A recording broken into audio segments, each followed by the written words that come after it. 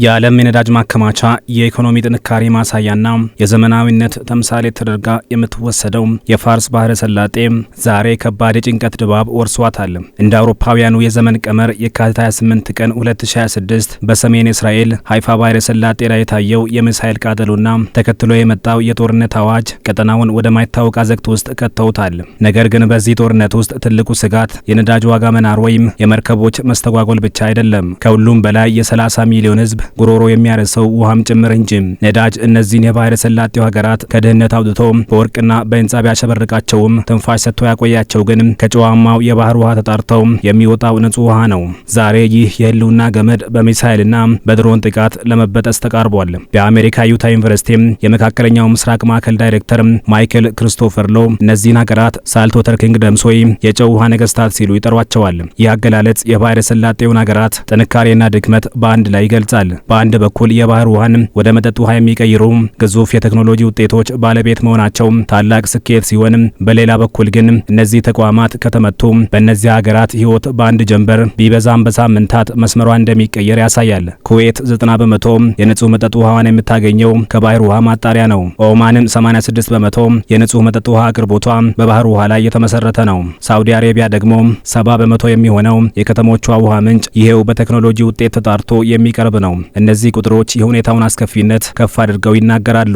የታላላቆቹ የእሳት ጨዋታ በተለይም ኢራን አሜሪካንና እስራኤልን ለመበቀል ያላት ብቸኛ አማራጭ ኳሱን በባህረ ሰላጤው ሀገራት ሜዳ መጫወት አድርጋ መውሰዷ በሚሊዮኖች የሚቆጠሩ ሰዎች ያለ ኃጢአታቸው በውሃ ጥም የመቃጠል አደጋ ተደቅኖባቸው ነገን በስጋት እንዲጠብቁ ታድርጓቸዋል። ቀድሞውንም ዝናብ በማይዘንብበትና በረሃ በሆነው ቀጠና ላይ ብቸኛ የውሃ ምንጭን በጦርነት ማጣት ማለት ህዝብን ለስደትና ለረሃብ አሳልፈው መስጠት ነው ይላሉ ተንታኞች። ጦርነቱ በይፋ ከተጀመረ ጥቂት ቀናት ቢሆኑትም ጥቃቶቹ ግን በቀጥታ የውሃ መሰረተ ልማቶችን ኢላማ ያደረጉ ነው። በፈረንጆቹ መጋቢት 2 ቀን 2026 በዱባይ ጀበል አሊ ወደብ አቅራቢያ ያረፈው የኢራን ሚሳኤል ከዓለም ግዙፍ የውሃ ማጣሪያዎች አንዱን በጥቂት ርቀት ብቻ ነበር የሳተው። በተመሳሳይ በፉጃይራና በኩዌት ዶሃ ዌስት የውሃ ማከማቻዎች ላይ የደረሰው ጉዳት ጦርነቱ የሰዎችን ጉሮሮ ለመዝጋት ቆርጦ የተነሳ ሳይሆን አልቀረም የሚል ስጋት ተደቅኗል።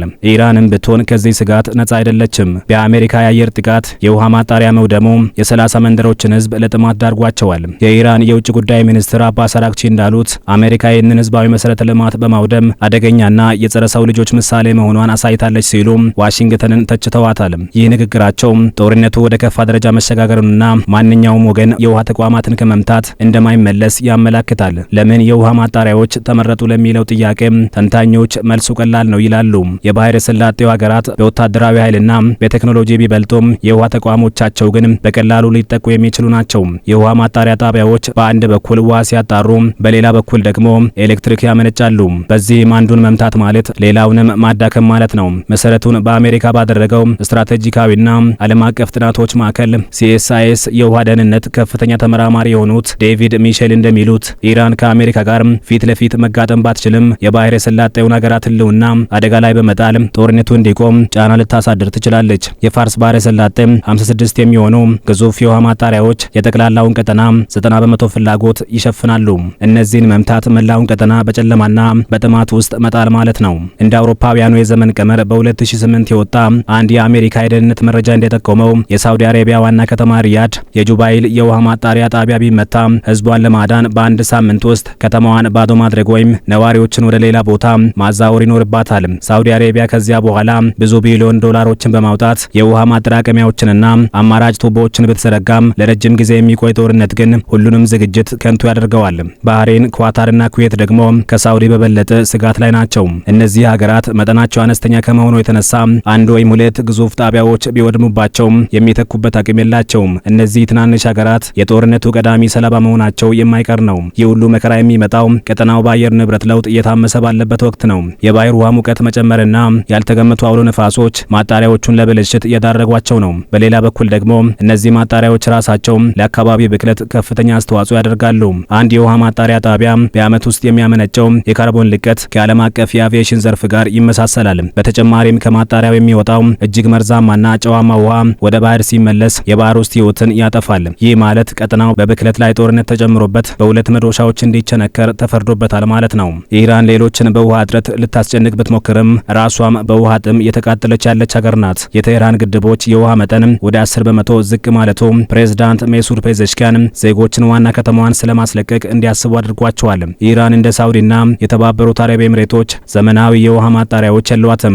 አብዛኛው ህዝቧ የሚኖረው በከርሰ ምድርና በግድብ ውሃ ላይ ጥገኛ በመሆን ነው። ለ5 ዓመታት የዘለቀው ድርቅና አሁን የመጣው ጦርነት ኢራንን ከድጡ ወደ ማጡ ከቷታል። የምጣኔ ሀብት ማዕቀቡ አዳዲስ የውሃ ቴክኖሎጂዎችን እንዳታገኝ አግዷታል። ስለዚህ ይህ ጦርነት ለኢራንም ቢሆን የህልውና አደጋ እንጂ ድልን የሚያመጣ አይመስልም። እንደ አውሮፓውያኑ የዘመን ቀመር በ1991 የኢራቅ ጦር ከኩዌት ሲወጣ የውሃ ማጣሪያዎችን አውድሞ በሚሊዮን የሚቆጠር በርሜል ነዳጅ ወደ ባህር በማፍሰስ የውሃ ማጣሪያዎችን ዘግቶ ነበር። ያ ታሪክ ዛሬ በሰፊው ሊደገም ይችላል ሲሉ ተንታኞች ስጋታቸውን ይገልጻሉ።